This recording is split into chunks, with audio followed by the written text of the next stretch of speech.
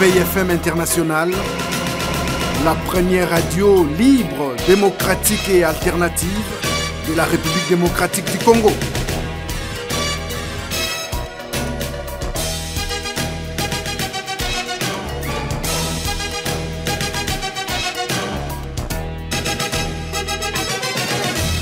Réveil FM International, la radio qui vous écoute. Déclaration politique de la démocratie chrétienne, DC en sigle, l'Afrique ne peut changer sans un nouveau Congo. Mesdames, mesdemoiselles et messieurs, mes très chers compatriotes, mesdames et messieurs de la presse, la crise politique, sécuritaire, économique et sociale en République démocratique du Congo ne fait que s'aggraver et cela constitue une menace aussi bien pour la population congolaise que pour les autres peuples d'Afrique. Au Congo-Kinshasa, l'actuel président sortant, M. Joseph Kabila, multiplie les stratégies du chaos afin de se maintenir au pouvoir au-delà de son deuxième mandat alors qu'il s'était déjà prévalu de mandats de fait de 2001 à 2006 et de 2 mandats électifs contestés. Les stratégies ourdies par ces laboratoires diaboliques visent ce qu'on appelle à Kinshasa les glissements qui en réalité devaient être définis plus correctement comme la tentative d'un coup d'État permanent visant à se pérenniser à la tête de l'État congolais, confisquant ainsi le pouvoir qui appartient au peuple souverain. Chers compatriotes, l'impasse politique actuelle est caractérisée par l'absence d'un véritable processus électoral, l'absence de dialogue politique ainsi que la répression politique dont la manifestation la plus évidente est la présence de nombreux prisonniers politiques et d'opinion dont la faute consiste à réclamer plus de liberté, plus de démocratie et le respect de la Constitution en vigueur. En République démocratique du Congo, toute voix dissidente fait l'objet de menaces et intimidations. La presse est censurée et soumise à de fortes pressions politiques, comme vient d'être dénoncé par Reporters sans frontières, alors que les médias publics sont au service exclusif de la majorité factice et fantoche au pouvoir. En ce moment, en RDC, une politique spectacle est mise en place pour essayer de convaincre surtout la communauté internationale qu'au Congo-Kinshasa, on est en train d'organiser des élections alors qu'un véritable et cohérent processus électoral est complètement absent. Le calendrier électoral élaboré par l'actuelle commission électorale dite indépendante CENI en sigle est déjà caduque, dépassé et atomisé alors que les ressources financières budgétisées depuis 2012 pour les élections, c'est-à-dire plus de 700 millions de dollars, ont été détournées à la majorité, et la majorité au pouvoir ose se prévaloir de ses propres turpitudes pour soutenir qu'il n'y a pas d'argent pour les élections et justifier ainsi le dépassement de la durée du mandat de M. Kabila. Certaines voix se sont donc levées pour qu'un dialogue politique se tienne, afin qu'on puisse tenir les élections les plus importantes dans le respect du délai constitutionnel, mais après avoir compris que la majorité de l'opposition et des forces vives de la nation s'opposent à toute idée de prolongation du mandat de l'actuel président sortant, celui-ci hésite et il est en train de plonger le pays dans une impasse politique caractérisée par l'absence aussi bien de dialogue que d'élections. À cette impasse politique qui constitue une menace pour la paix en RDC, s'ajoute un climat d'insécurité tendue caractérisé par la présence de groupes armés qui massacrent à l'arme blanche la population de l'Est de la RDC, alors qu'à l'Ouest et dans la ville-province de Kinshasa, la violence policière avec la découverte des fosses communes de plus de 426 corps, inhumés la nuit par des militaires à la périphérie de Kinshasa, à Maluku et à Kimwenza, sont les résultats de la répression militaire des manifestations de masse contre le changement de la Constitution de janvier 2015. Le peuple congolais ne pourra accepter plus longtemps cette situation de tentative de coup d'État permanent qui passe, entre autres, par, premier point, le démembrement de certaines provinces sans préparation financière ni logistique qui risque de constituer un obstacle insurmontable pour la tenue des élections provinciales et locales, libérant des forces centrifuges qui pourraient provoquer la balkanisation de la RDC. 2. Le détournement des fonds pour les élections, alors que la communauté internationale n'est pas disposée à financer des élections dont le calendrier est irréaliste et contraire aux priorités du pays, comme la subordination de l'élection présidentielle à des élections locales, jamais tenues depuis 14 ans que M. Kabila est au pouvoir. Chers amis, 3. L'exclusion de millions d'électeurs en droit de vote et majeurs d'âge qui n'ont pas le droit de voter en violation de l'article 5 de la Constitution. 4. Le manque de transparence et l'inclusivité du fichier électoral, les seuls au monde dont le nombre d'électeurs diminue en 5 ans plutôt que d'augmenter dans un pays comme le Congo-Kinshasa avec une démographie galopante. 5. Et enfin 5. Les entraves à la fiabilisation du fichier électoral dont l'Organisation mondiale de la francophonie en est témoin. Et quand l'on se demande quel est le bilan de M. Kabila qui veut à tout prix s'accrocher au pouvoir, un seul constat saute à nos yeux. La RDC demeure le pays le plus pauvre au monde par revenu pro capita selon les statistiques du FMI de 2015, avec un revenu par habitant de paix supérieur à $300 par an. M. Kabila n'a pas corrigé le paradoxe du pays le plus riche au monde en ressources naturelles, mais qu'il a le taux de concentration de pauvreté le plus élevé au monde. Bien au contraire, sous sa gouvernance, la fracture sociale entre les détenteurs du pouvoir extrêmement riches et les masses toujours plus démunies n'a fait qu'accroître. Alors que les ténors du régime kabiliste vantent une croissance macroéconomique à 2 chiffres, les analystes sérieux parlent plutôt de fuites de capitaux qui avoisinent les 4 milliards de dollars par an, alors que le budget national ne dépasse pas les 9 milliards de dollars. Chers amis et chers compatriotes, en d'autres termes, le triste et célèbre économie de comptoir, qui se caractérise par une totale absence de production interne de biens et de services, est présentée comme une croissance économique alors que les capitaux accumulés par les protégés du pouvoir cachés aux îles Vierges et ou bien aux îles Caïmans n'apportent rien au peuple congolais.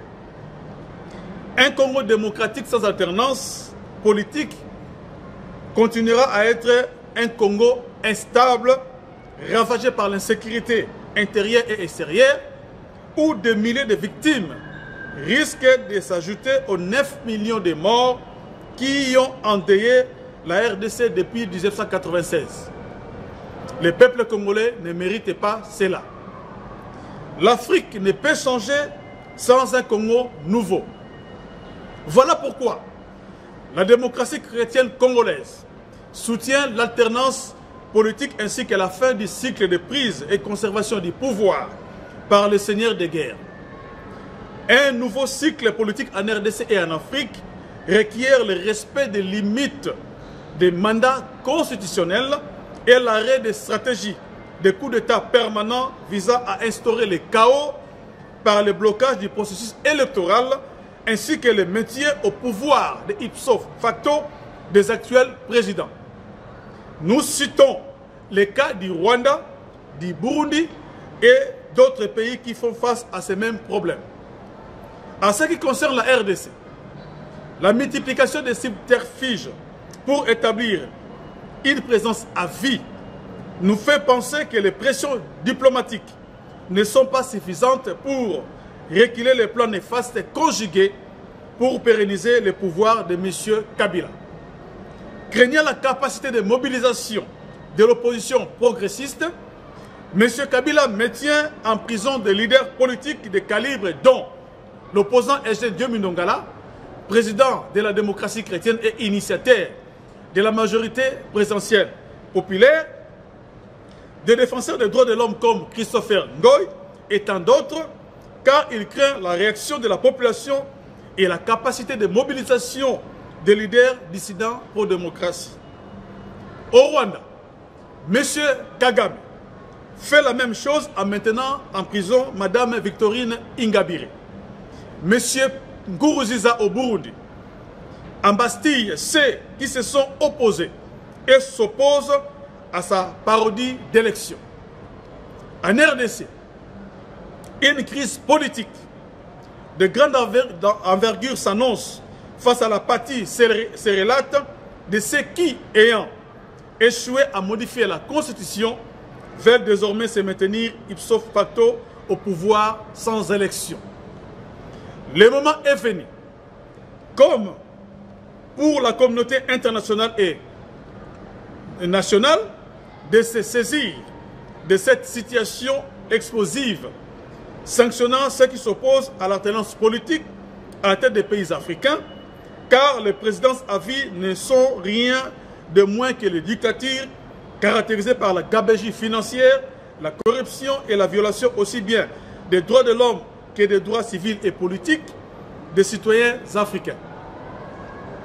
En effet, même si beaucoup de pays africains sont signataires du pacte international relatif aux droits civils et politiques, peu de citoyens africains en connaissent le contenu.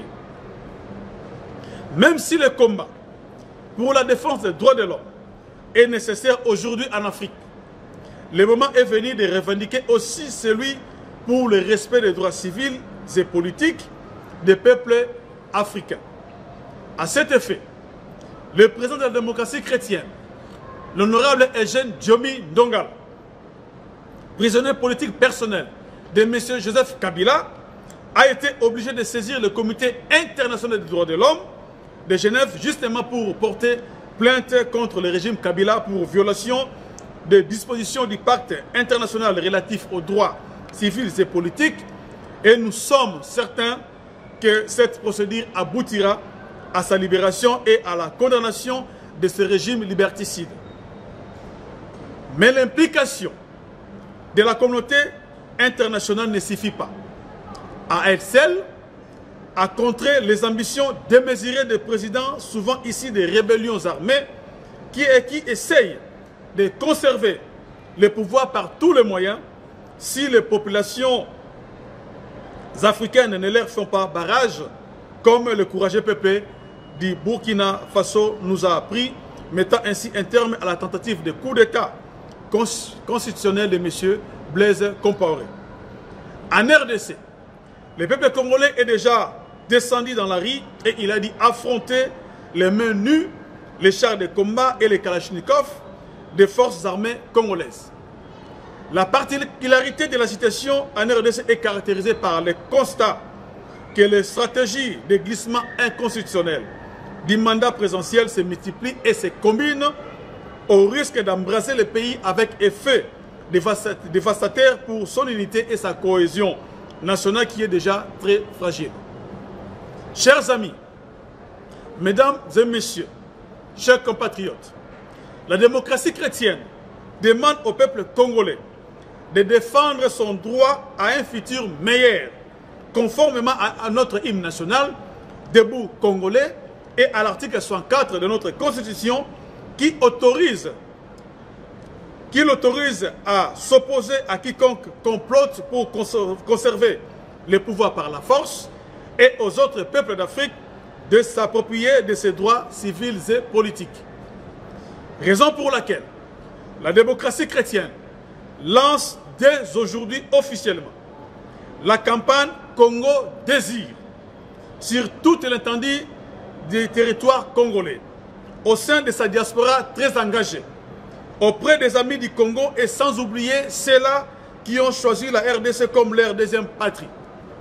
Congo Désir n'est pas un nouveau parti politique, mais plutôt une campagne politique qui vise à promouvoir un mouvement citoyen, populaire, dont l'objectif principal est celui de fédérer toutes les sensibilités politiques pour barrer la route aux promoteurs des valeurs anticonstitutionnelles qui veulent continuer à gouverner par défi en violant impunément la Constitution. Avec ses 450 tribus, la RDC appartient à tous les Congolais, enfants, jeunes et personnes âgées. La RDC va très mal. Les Congolais doivent se prendre en charge. Le sursaut au soubresaut, c'est notre Congo Désir. La RDC, qui a connu plusieurs dictatures, n'a plus besoin d'un homme fort et providentiel qui se croit au-dessus de la Constitution et des lois de la République pour prendre en otage tout un peuple. Le Congo a besoin d'institutions fortes ancrées dans la bonne gouvernance, la démocratie, le respect des droits humains et des droits civils et politiques. C'est pourquoi les Congolais doivent se mobiliser pour défendre les processus de démocratisation menacés par ceux qui veulent instaurer au Congo-Kinshasa une monarchie à vie. C'est aussi cela la motivation qui a poussé la démocratie chrétienne à lancer la campagne citoyenne appelée Congo Désir, car nous aimons le Congo dans son ensemble et nous nous refusons d'idolâtrer des individus. La démocratie chrétienne veut aussi attirer l'attention de l'opinion nationale et internationale sur le fait que l'Afrique centrale est en train d'accroître ses dépenses militaires et la menace de nouveaux conflits pèse aussi sur les populations civiles que les États qui entourent la RDC en ce moment si délicat où l'alternance et l'alternative politique sont combattues par certains dirigeants africains prêts à sacrifier la paix et la stabilité de leur pays sur l'autel de la confiscation personnelle du pouvoir d'État. Comme avait écrit Frantz Fanon, l'Afrique a la forme d'un revolver dont la gâchette se trouve en République démocratique du Congo. Vérité et justice pour le Congo, alternance politique pour le peuple d'Afrique, libérer les prisonniers politiques qui luttent pour le respect des droits civils et politiques, libérer Eugène Djomi Dongala, les prisonniers politiques personnels de M. Kabila et tous les autres leaders pro-démocratie qui croupissent injustement dans les prisons africaines à cause de leurs opinions politiques. Je vous remercie.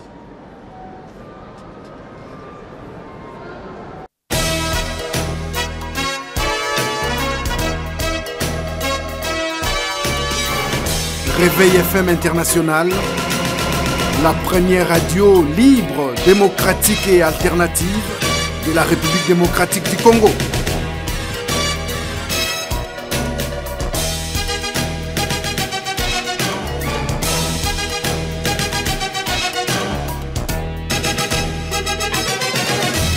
Réveil FM International, la radio qui vous écoute.